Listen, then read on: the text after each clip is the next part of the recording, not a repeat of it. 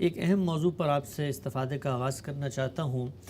جو لوگ بھی دین کی علمی روایت سے واقف ہیں وہ یہ جانتے ہیں کہ شرعی احکام، وہ جو قوانین ہیں،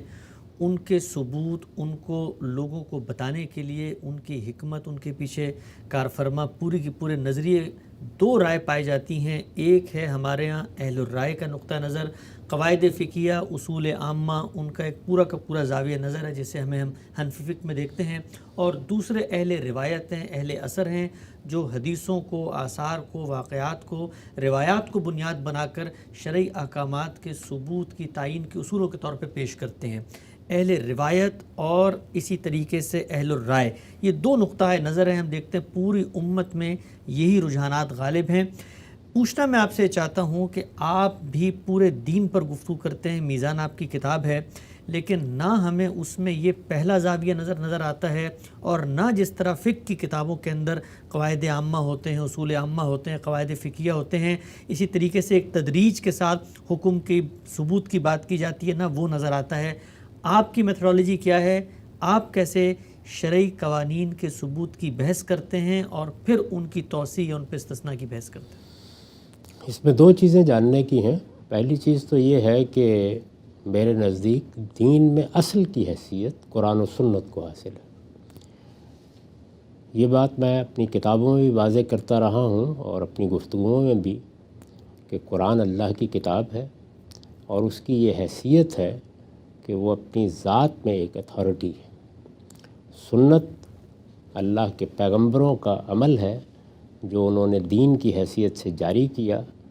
آخر میں اللہ کے آخری پیغمبر نے اپنی تصویب سے اس کو قیامت تک کے لیے جاری کر دیا۔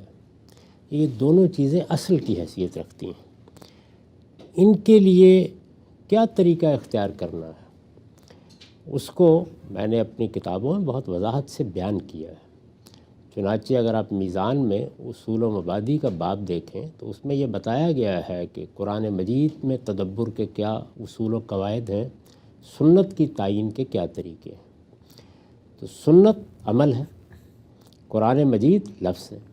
اگر آپ سادگی سے بیان کریں تو ایک طرف ہمیں لفظ سے سابقہ ہوتا ہے، دوسری طرف عمل کی ایک پوری روایت اس مسلمان امت میں اجماع اور تواتر کے ساتھ منتقل ہو رہی ہوتی ہے۔ یہ چونکہ اصل کی حیثیت رکھتے ہیں تو پہلے سنت کو لے لیجئے، یعنی عمل کو، اس میں تو صرف تعین کی ضرورت ہوتی ہے، یعنی یہ متعین ہو جائے کہ یہ عمل اللہ کے پیغمبر نے جاری فرمایا ہے، یہ متعین ہو جائے کہ اس کو مسلمانوں نے اپنے اجماع اور تواتر سے منتقل کر دیا ہے، اس سے زیادہ وہاں کسی گفتگو کی ضرورت ہی نہیں ہوتی۔ قرآن مجید اللہ کا کلام ہے۔ قرآن مجید میں یہ نہیں کیا گیا کہ کچھ اقوال جمع کر دیے گئے ہیں، بلکہ وہ ایک کتاب کی صورت میں ہے، اس کے اجزاء ہیں، ان اجزاء میں ایک ترتیب ہے، ایک نظم ہے، لہٰذا وہ ایک بالکل مرتب اور منظم کلام کے طور پر ہمارے سامنے آتا ہے۔ اس کے باب میں ہم اس بات کی سختی کے ساتھ پابندی کرتے ہیں، مدرسہ فراہی میں یہ چیز ہر جگہ ملحوظ رکھی جاتی ہے کہ لفظ اپنے معروف معنی میں رہے، جیسے کہ اہل زبان اس کو بولتے تھے، اہل عرب اس کو بولتے تھے، اس کے معروف معنی سے ادنیٰ درجے کا کوئی تجاوز ہم قبول نہیں کرتے۔ جملے کی تعلیف معروف بھی ہو، واضح بھی ہو، اور اس میں بھی کسی قسم کا الحاد نہ پیدا کیا جائے۔ پھر یہ دیکھا جائے کہ وہ کس سیاق و سباق میں آیا ہے، یعنی جہاں وہ بات بیان ہوئی ہے وہاں اوپر نیچے کیا بات بیان ہو رہی ہے، لہٰذا اگر اس میں کوئی تخصیص پیدا ہونی ہے، اگر اس میں عموم کا مفہوم رکھنا ہے، تو وہ سب چیزیں قرآن کا متن طے کرتا ہے، یعنی یہاں قرآن کے متن کو آخری حیثیت حاصل ہے۔ سنت میں جو کچھ متعین ہو گیا اس میں ہم ادنیٰ درجے کے کسی انحراف کے قائل نہیں۔ قرآن مجید میں خارج کی کوئی چیز اثر اندازی نہیں ہوگی آ کے کہ اس کے لیے کوئی اصول متعین کیے جائیں، اس میں جو کچھ ہونا ہے اس متن کے اندر سے ہونا ہے۔ تو پہلی بات تو یہ سمجھ لیجئے کہ اس دائرے میں، یعنی قرآن مجید کو سمجھنے کے لیے اور سنت کو متعین کرنے کے لیے ہمارے ہاں بس وہی چیزیں ملحوظ رکھنے کی ضرورت ہے جو کسی بھی اعلیٰ کلام کو سمجھنے کے لیے ملحوظ رکھی جاتی ہیں، اور کسی تاریخی حقیقت کو جو اسٹیبلش ہسٹری ہو متعین کرنے کے لیے ملحوظ رکھی جاتی ہیں۔ تو اس باب کو تو ایک طرف کر دیجئے۔ ٹھیک۔ یہ جو اصول ہیں، قاعدے ہیں، کس کو کیا حیثیت دینی ہے، کیسے رائے قائم کرنی ہے، یہ مسئلہ ہی وہاں زیر بحث آتا ہے جہاں یا تو اخبار احاد موضوع بنتی ہیں۔ اخبار احاد جن کو آپ عام زبان میں حدیث کہتے ہیں، اخبار احاد موضوع بنتی ہیں، اور یا پھر کسی فقیہ کو نئے پیدا ہونے والے حالات میں کوئی فتویٰ دینا ہوتا ہے، کوئی رائے قائم کرنی ہوتی ہے۔ سادہ طریقہ خلاصہ کر لیجئے تو وہ احکام، کیونکہ ہم احکام پر بات کر رہے ہیں، جو کسی خبر واحد میں بیان ہوئے ہوں وہ مسئلہ بن جاتے ہیں۔ بالکل اسی طریقے سے جب ہمیں کوئی حکم لگانا ہوتا ہے، وہ حکم ظاہر ہے ایک سوال کی صورت میں سامنے آ جاتا ہے کہ یہ ایک نئی صورت پیدا ہو گئی ہے۔ یہ دیکھیے کہ ہمارے زمانے میں انشورنس کا ادارہ وجود میں آ گیا، بینکاری نظام نے ایک بڑی غیر معمولی حیثیت اختیار کر لی، اسی طرح اعضاء کی پیوند کاری کے مسائل سامنے آ گئے، یہ ایک آفت پیدا ہوئی، ایک وبا پھیل گئی، اس میں نماز پڑھنی ہے، اس میں یہ کرنا ہے، وہ کرنا ہے، یہاں تک کہ حج و عمرہ میں کیا کیا جائے۔ اب تو یہ مسائل سامنے آ جاتے ہیں، ان میں پہلے سے کوئی ہدایت متعین طور پر موجود نہیں ہوتی، نہ قرآن میں ہوتی ہے نہ سنت میں ہوتی ہے۔ تو دو مسئلے ہیں، ایک اخبار احاد اور ایک نئے پیش آمدہ حالات، یہی در حقیقت فقہ کا موضوع ہونے چاہیے۔ ہمارے ہاں یہی موضوع ہوتے ہیں، اور ان میں ہم کیا طریقہ اختیار کرتے ہیں، تو یہ سمجھ لیجئے کہ جو جواب میں آپ کو دے رہا ہوں وہ اس دوسرے حصے سے متعلق ہے، اس میں پہلا حصہ زیر بحث ہی نہیں۔ اس میں رائے کیسے قائم کرنی ہے، پہلے میں تھوڑی سی وضاحت کر دوں کہ خبر واحد یا اخبار احاد یہ علمی تعبیر ہے، حدیث عام لفظوں میں آپ کہہ دیتے ہیں، حدیث ہے، صحابہ کے آثار بھی شامل کر لیجئے۔ اس میں مسئلہ کیا ہے؟ مسئلہ یہ ہے کہ ان کا کوئی سیاق و سباق نہیں ہے، یہ جملے ہیں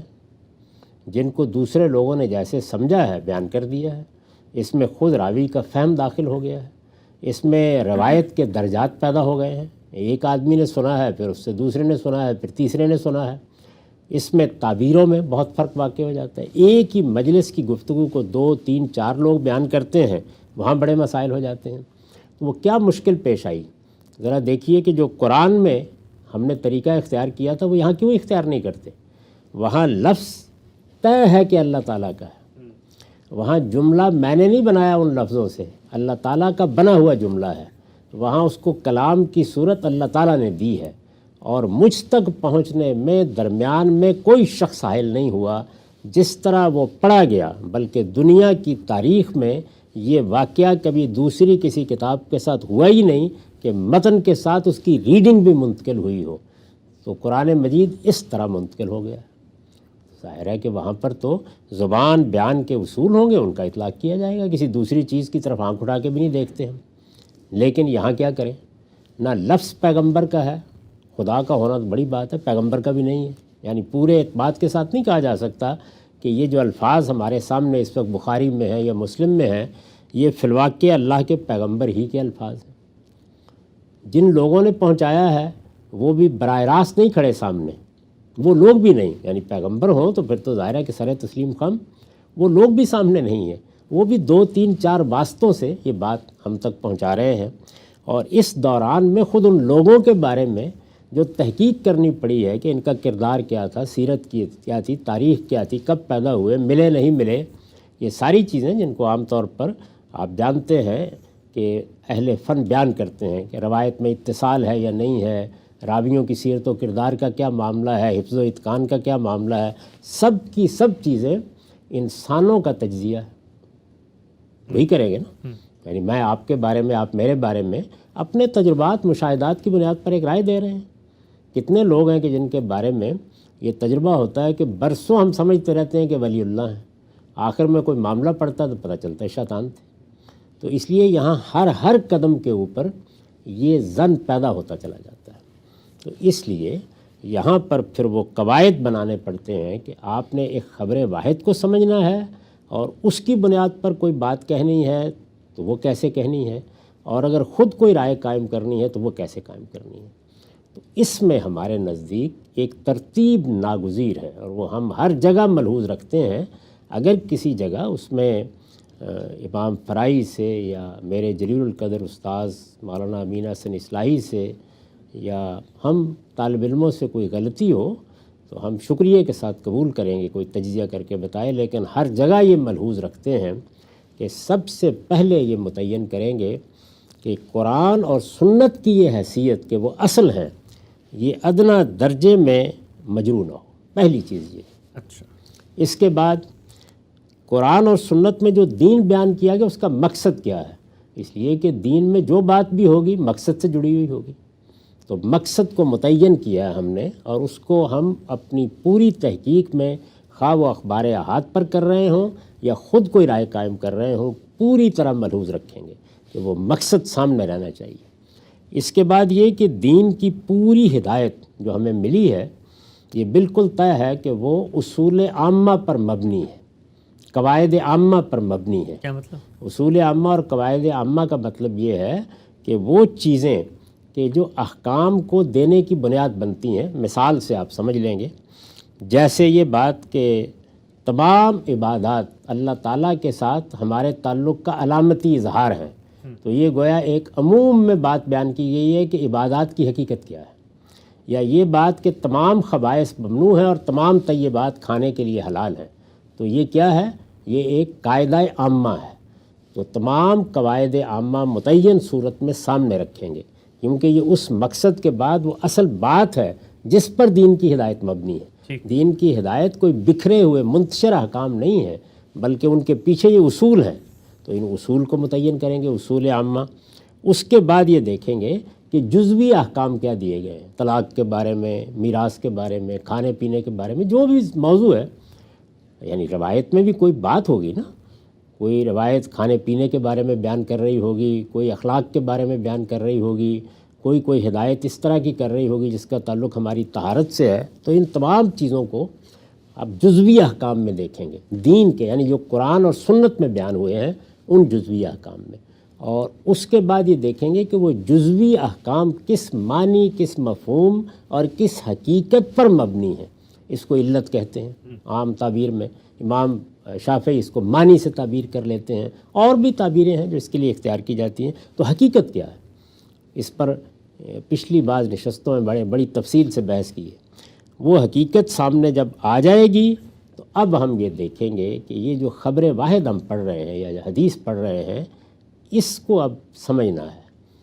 اس ساری روشنی میں اوپر سے لے کے نیچے تک ہر چیز بالکل کنسسٹنٹ رہنی چاہیے۔ اچھا، تو اس بنیاد پر ہم اس پر تخصیص بھی عائد کریں گے، اس کی تعمیم کا حکم بھی لگائیں گے، اس پر کوئی قید بھی عائد کر دیں گے، اس میں کوئی اطلاق ہوگا تو اس کی بھی وضاحت کریں گے، اس میں اگر کوئی اجتہادی پہلو ہے تو اس کو بھی بیان کریں گے، اصل اور فرع کا تعلق پوری طرح واضح کر دیں گے۔ اسی کو بعض اوقات بہت سادہ لفظوں میں یوں بھی بیان کیا جاتا ہے کہ یہ طے کریں گے کہ روایت کس اصل پر مبنی ہے، اور وہ اصل یا قرآن میں ہوگی یا سنت میں ہوگی۔ تو قرآن میں یا سنت میں ہونے کا کیا مطلب ہے؟ یعنی یا وہ قرآن و سنت کے اصول عامہ میں ہوگی یا ان کے جزوی احکام میں ہوگی، دونوں ہی جگہ ہو سکتی ہے۔ یہ جب سب چیزیں بالکل ایک ضابطے میں آ جاتی ہیں تو اس کے بعد ہم اپنی بھی کوئی رائے، اگر کسی معاملے میں کوئی نیا مسئلہ ہے، انشورنس پر دینی ہے، سود پر دینی ہے، تب دیتے ہیں۔ تو یہ طریقہ ہے جو ہم اختیار کرتے ہیں۔ ٹھیک، تو اچھا ہم صاحب یہ جو آپ نے بتایا کہ سب سے پہلے ہم دیکھیں گے قرآن و سنت کو اصل مان کے کہ ان کا مقصد کیا ہے، پھر اصول عامہ، پھر اس کے بعد جزوی احکام ہے تو ان میں علت کیا ہے، علت کا اشتراک ہے مماثل صورتحال پہ، جس کو پھر ہم اطلاق کر کے تخصیص بھی عائد کریں گے، تحدید بھی کریں گے اور روایتوں کو دیکھیں گے۔ تو پھر اصولی سوال پلٹ کے یہ آتا ہے کہ جو دو نقطہ نظر رہے امت میں، اہل الروایہ کے اور اہل الرائے کے، پھر یہ جو آپ نے اپنا منہج بتایا تو اس میں اور پھر اہل رائے میں پھر فرق کیا جوہری طور پہ رہ گیا؟ میں اس وقت اس پر کوئی تبصرہ نہیں کرنا چاہتا، کیونکہ یہ ایک لمبا موضوع ہے۔ اس میں اگر کوئی تبصرہ کیا جائے تو پہلے یہ بتانا چاہیے کہ ایک منہاج کی خصوصیات کیا ہیں